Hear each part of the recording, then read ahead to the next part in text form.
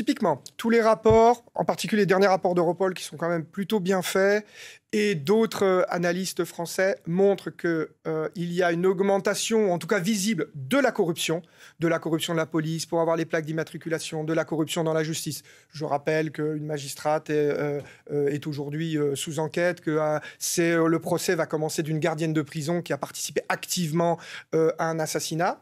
Deuxièmement, l'augmentation du blanchiment, quand on s'y intéresse, quand on enquête dessus. Donc, on a une petite faiblesse en France dans ce domaine. Et effectivement, une augmentation de la violence que l'on croit aveugle et qui fait des victimes, et là, je tiens à dire qu'il fait aussi des victimes qui n'ont rien à voir avec le trafic. Il n'existe, à notre sens, qu'un mot, c'est un adjectif qualificatif, c'est victimes innocentes. Ce ne sont pas des victimes collatérales d'une guerre légitime. Ce sont des victimes qui n'ont rien à voir avec le trafic, innocentes. Musclé, ça veut dire quoi?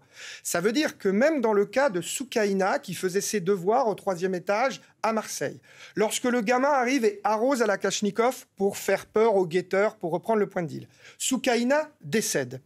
Le gamin, dont on dit qu'il peut être forcé, ou etc., ou pas, a obéi sur ordre. Ce n'est pas de son initiative. Ça, on en est à peu près sûr. Même les magistrats l'ont déjà déclaré.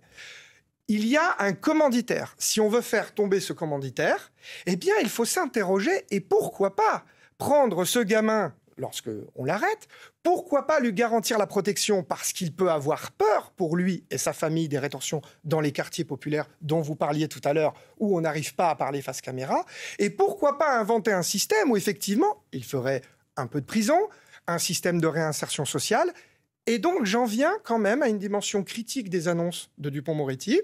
Il faut bien repenser que lorsqu'on arrive avec tous ces dispositifs, il y a derrière une carence d'administration judiciaire en France. Donc, par exemple, si vous voulez, votre collaborateur, vérifiez s'il, comme vous dites, ne dénonce pas quelqu'un de manière totalement éhontée. Vous êtes un trafiquant de drogue.